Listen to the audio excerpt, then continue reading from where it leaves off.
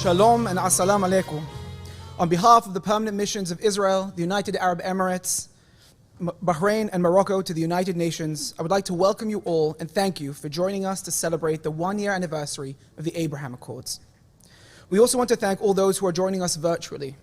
We hope that next year COVID will not restrict us and we will be able to invite all of you to join us in person. I'm sure that all UN ambassadors would have liked to be here today, and again, hopefully next year we'll be able to host you all. 1 year ago, Israel, the UAE, Bahrain, Morocco, and Sudan forged a new destiny for the region. On the first anniversary of the Accords, it is clear that they have gone well beyond their symbolism, and their impact can be felt throughout the Middle East. Prior to the Abraham Accords, it had been over 25 years since the courageous leaders of Egypt and Jordan signed agreements with Israel. This year marked a new era in which Israel and Israelis truly feel welcomed in the region. It is now my honor to introduce His Excellency Ambassador Gilad Erdan, Israel's ambassador to the United States and to the United Nations, to deliver his remarks.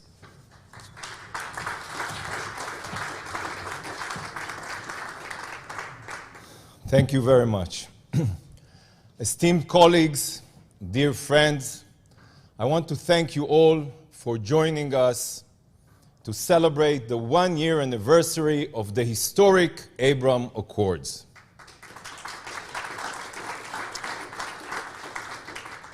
The United Nations Charter calls on countries to practice tolerance and live together in peace with one another as good neighbors. That is exactly what Israel, the United Arab Emirates, Bahrain, Morocco, and Sudan chose to do. The Abraham Accords are the best representation of practicing tolerance and living in peace with our neighbors. And that is why it is essential that the UN and we, as ambassadors, celebrate this incredible achievement. A year ago, a region yearning for change, a region tired of war and conflict, and with endless untapped potential, was presented with an opportunity to change the course of its history. A monumental, historic chance to mark a new chapter in our shared story, to change the way Jews and Arabs perceive each other, to promote mutually beneficial economic activity, and to face the larger challenges in the Middle East as a united front. Today, we celebrate the landmark agreements and the critical role the United States played and continues to play in making them a success, for which we thank them very much. Thank you, Linda.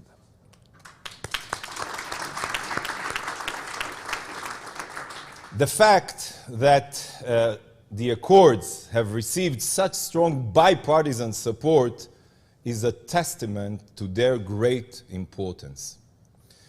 After presenting a vision of coexistence, peace, and prosperity, our nations quickly began turning words into actions. Our governments have inaugurated diplomatic offices in each other's countries, and they have signed dozens of MOUs promoting collaboration on culture, on trade, climate, innovation, and many more. These steps are vital to laying the groundwork for long-term, meaningful relationships. However, governments can sign million MOUs, and it won't make a real difference if the people do not translate them into a new reality on the ground. If they are not transformed into a warm, people-to-people peace. Today, as we celebrate the one-year anniversary of the Accords, it is clear that deep and unbreakable friendships have been established at an unprecedented pace. Our peoples are learning each other's languages and realizing how much the sons of Abraham truly have in common, as they share a kosher meal in Manama, Marrakesh, or Dubai. Our universities are establishing exchange programs so that the next generation of Israelis, Moroccans, Bahrainis, and Emiratis can study alongside one another and tackle the world's most pressing challenges together. Every day we hear of a new shared business venture. Sometimes it is Israelis growing avocados in Morocco, and other times it is Emiratis purchasing a substantial stake in one of Israel's most important gas fields, Tamar. The examples are endless, as are the opportunities. In a couple of days, Maya will turn 1 month old. It's not my daughter. Maya is the first Israeli child born in the UAE. Yeah, exciting. She will never know a world where Israelis were not accepted in the region. She and the next generation in the Middle East, both Jews and Arabs, will grow up in a fundamentally new region, an atmosphere in which peace and friendship between Israel and its neighbors will feel inevitable, in which tolerance and coexistence are not just ideas, but the reality they experience every day. I strongly believe that as others in the region see the fruits of our partnerships and feel this transformation, they will join our circle of peace. Perhaps even the Palestinians, as they see the benefits of our peace and the prosperity it brings, will finally view these accords as an opportunity and not a threat. Friends, the 1-year anniversary of the Abraham Accords falls in the 10-day period between Rosh Hashanah and Yom Kippur, when Jews around the world reflect on the past year and pray for the future. As we usher in the new year, I can confidently say that both our governments and our peoples have built the foundation for a new era in the Middle East. In this coming year, I hope to see us continuing to build new partnerships and working together to promote pragmatism and coexistence over extremism and intolerance. The moderate countries in the Middle East must unite to tackle our shared challenges, such as climate change, and form a regional alliance to confront our shared threats, first and foremost, Iran. Such an alliance could share intelligence about different threats and even collaborate on defensive capabilities. Can you imagine Israeli air defense systems like Iron Dome protecting the airspace of our new partners in the Gulf? Maybe one day even Saudi Arabia. So I want to take this opportunity to thank my dear friends, Lana, Jamal, Omar, and of course, Linda. It has been an honor and a privilege to work with you this past year, strengthening the ties between our countries and ensuring the success of the Accords.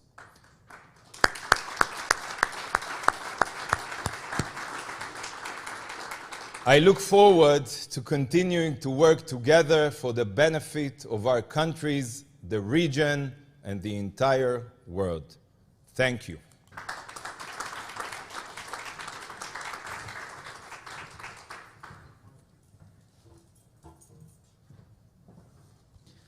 Thank you very much, Ambassador Erdan.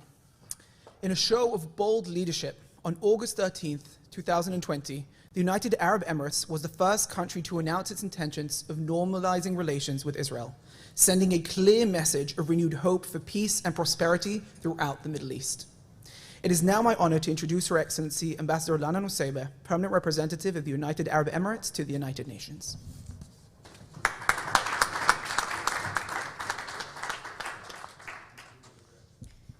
Thank you, Gilad, for your very kind words and your very warm welcome here today.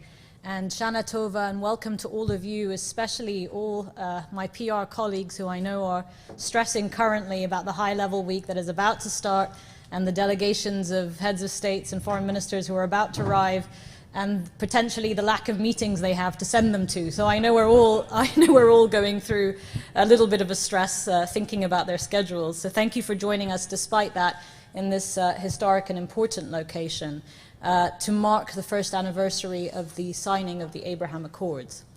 And 1 year ago at the signing of the Accords at the White House, my Foreign Minister, His Highness Sheikh Abdullah bin Zayed Al Nahyan, said, "I stand here today to extend a hand of peace and receive a hand of peace." And this extending of hands certainly has been mutual between the countries represented here today. And for us in the United Arab Emirates, the peace with Israel, as Ambassador Gilad has said, has been a warm peace. And we anticipated some of these achievements. We anticipated the new investments, the academic partnerships, the joint research initiatives to advance renewable energy, water security, and public health. What we perhaps did not anticipate, and what we have been inspired, in fact, to witness, is how the creativity and the curiosity of our people truly ignited once these political impediments were removed. Emiratis and Israelis have not lost any time in finding each other online, exploring and embracing our respective cultures, and booking a seat on those first El Al, Etihad and Emirates flights between our countries with kosher meals served on board for the first time. And today our reunions and our celebrations are enthusiastically documented on Facebook, Instagram and TikTok. And we've only just begun, I think, to explore the opportunity for these accords in our wider region. And of course, as the world continues to recover from the pandemic, I think the ties between all of our countries will continue to deepen and grow in ways that benefit not just the people of our countries, but the entire Middle East region. The flourishing of the Jewish community in the UAE, the first new Jewish community established in an Arab country in centuries, is just one proof of how the three Abrahamic religions can live and work side by side in our region in peace. And as we face this multitude of shared challenges in our region, it's also our hope that the optimism the Accords generate for the youth of our region can also lead to a lasting agreement between the Palestinians and the Israelis, who also deserve both to live in peace and security. The road ahead will inevitably include disappointments and setbacks, and we don't live in a perfect world, but we want to live in an optimistic one. I'm confident that as we mark the anniversary of the signing of the Abraham Accords in future years, the courage and vision of the countries entering into this agreement will turn out to have stood the test of time.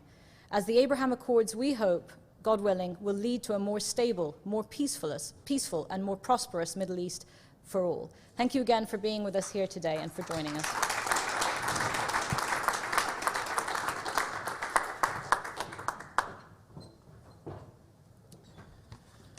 Thank you very much, Ambassador Nusayba. The Kingdom of Bahrain is known for promoting peace and has long advocated that cooperation is the best way to achieve peace. By normalizing relations with Israel, Bahrain helped turn the Abraham Accords into a movement of peace. It is now my honor to introduce His Excellency Ambassador Jamal Faris Al-Rai, Permanent Representative of the Kingdom of Bahrain to the United Nations.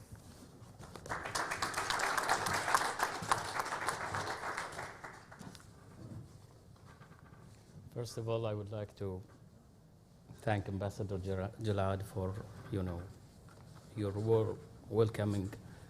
And it's a pleasure to see all my colleagues here, ready and full of energy for the high-level week. So it's a great pleasure to join my colleague in welcoming you here today to celebrate the 1-year anniversary of the signing of the historic peace agreement, the Abraham Accord.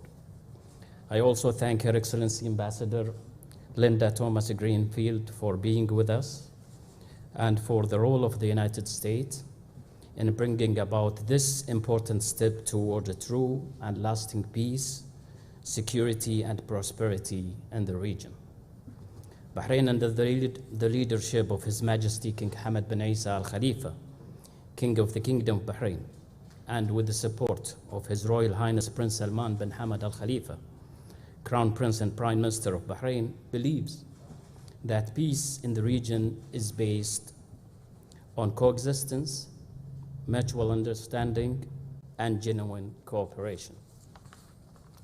These are the values that have characterized Bahrain and its people for centuries, with its openness to the world and the diverse society that embraces all regions and faiths in peace and harmony. We remain committed to peace as a strategic choice to promote stability and prosperity in the region and beyond. Since the establishment of relations between Bahrain and Israel, our two countries have made remarkable progress in strengthening and developing our bilateral ties. We have signed several MOUs across a range of fields, setting the framework for a fruitful and promising cooperation that contribute to peace and development in the region. The recent arrival of the ambassador of Bahrain to Tel Aviv and the upcoming official inauguration of the Embassy of Bahrain are another milestone in our growing bilateral relations as we continue our joint effort to translate the vision of the peace agreement into reality. Excellencies, we in Bahrain seek to advance the values of coexistence, tolerance, and harmony for the benefits of humanity. Indeed, as we face the COVID-19 pandemic, we are all reminded us that we must put aside our differences and work together in a spirit of mutual respect and trust to overcome our shared challenges. We are all in this together. For our region, we believe that a just and comprehensive peace is the best guarantee for the future of all our people, and will continue to work with our friends and international partners to achieve such peace and meet the people's aspiration for security, stability, and prosperity. And thank you again for being with us today.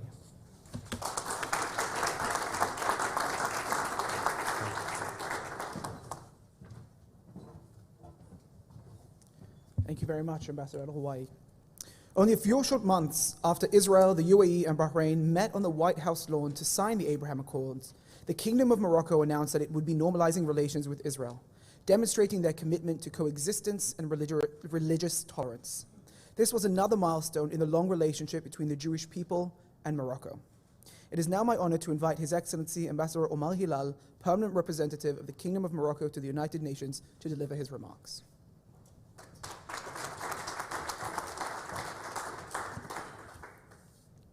Hello everybody. Assalamu alaikum. Shalom. Dear Gilad, Lana, Linda, and my dear brother Ambassador of Bahrain Jamal, dear colleagues, we are gathered here today to celebrate the landmark 1-year anniversary of the Abraham Accord, an opportunity to assess the impact and reflect together on what lies ahead of us. For the Kingdom of Morocco, this joyous celebration is a dedication to strengthen and expanding the ties created by this historic accords, and for accelerating the positive transformation of our region, for increasing stability, security, prosperity for us and for the future generations. The recent official visit of the Israeli Minister of Foreign Affairs, Mr. Yair Lapid, on August 12th to the Kingdom of Morocco, and the holding of series of bilateral and regional reflects the commitment of Morocco and Israel to strengthen their bilateral relations and give them a concrete impetus through the establishment of flexible and effective cooperation mechanisms. Additionally, political consultations between our two senior officials concluded to move forward in the development of new agreements to facilitate investment, trade, and scientific research. Today, we are reaping the fruits of positive dynamic momentum that was given to our relations since the signing last December of the tripartite agreement between Morocco, Israel, and the United States, leading to the creation of 5 working groups covering promising sectors such as research and innovation, tourism, aviation, agriculture, energy, environment, trade, and investment.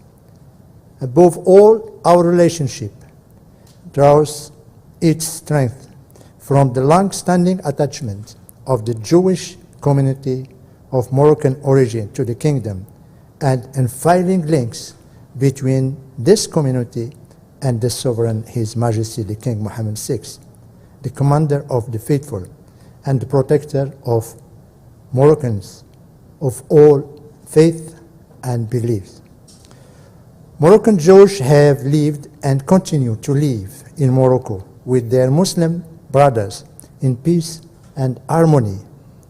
Morocco, with its long tradition of religious and spiritual tolerance, where coexistence between religions has been a reality for more than 12 centuries, and under the far-sighted leadership of His Majesty King Mohammed VI, all will continue to provide the space for coexistence and human interaction to promote peace worldwide. As my minister said when he was meeting with Foreign Minister Yair Lapid, and I quote, "We aspire to enrich our relations with human dimension, one of the manifestations of which was the recent inauguration of direct flights between the two countries and the enthusiasm that has aroused among Israelis of Moroccan origin and the pride of their attachment of the person of His Majesty King." End of quote. To conclude, allow me to reiterate Morocco's long-standing commitments and unwavering endeavor to peace, security, prosperity on the one-year celebration of the historic Abraham Accords. And I would add one more conclusion to tell you, dear Jalad, that I totally agree with you when you say that our region is tired of war.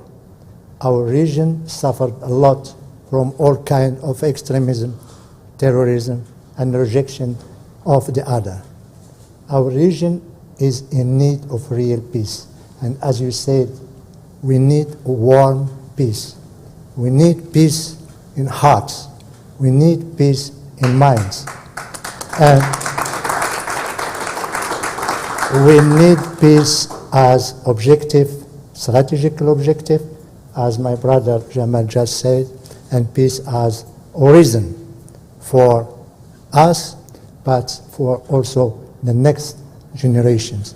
Our children deserve that we prepare for them better future and give them better horizon. I thank you for your attention.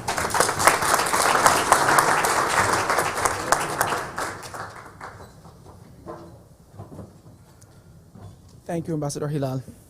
While the decision to forge a new future for the Middle East was made by the leaders of the countries, the previous U.S. administration played a key role in bringing them together. Then presidential candidate Biden immediately embraced the accords, and since President Biden took office, we have been working closely with his administration to expand and deepen them. It is now my honor to introduce Her Excellency Ambassador Linda Thomas-Greenfield, representative of the United States of America to the United Nations.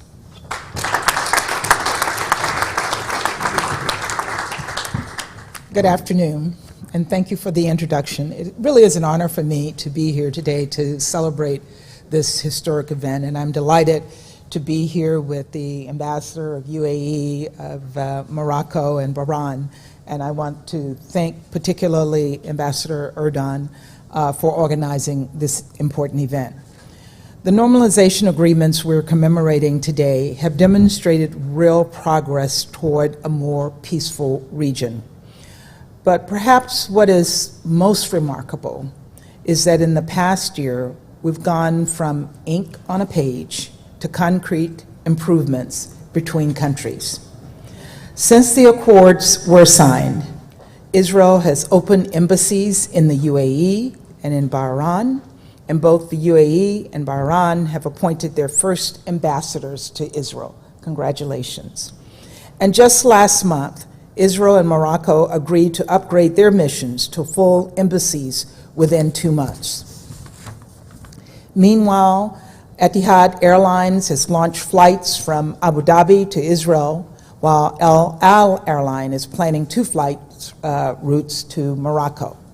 Dubai hosted a global investment conference prominently featuring Israeli investors and businessmen. And perhaps most importantly, both the UAE and Bahrain for the first time observed Holocaust Remembrance Day.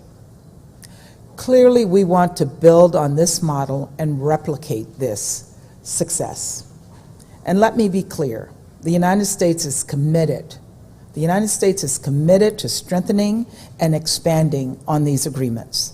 That means pushing for more headway among those who have already signed the agreements, such as those here at the table in Sudan, and also reaching additional agreements with more Arab and Muslim countries to extend the circle of peace. I am also determined to explore how we can translate these agreements into progress within the UN system. Events like this point us in that right direction.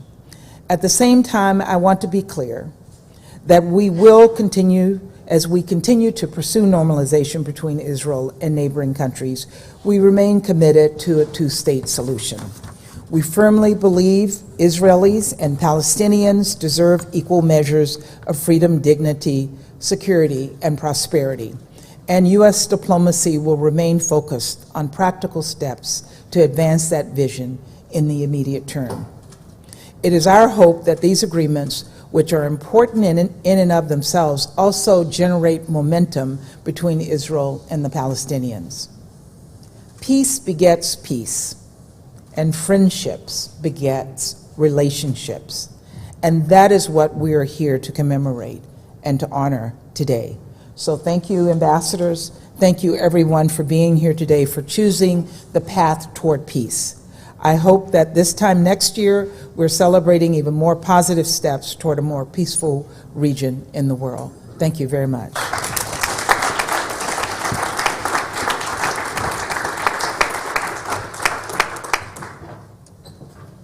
Thank you very much, Ambassador Thomas Greenfield. That concludes our program for today. On behalf of the permanent missions of Israel, the United Arab Emirates, Bahrain, and Morocco,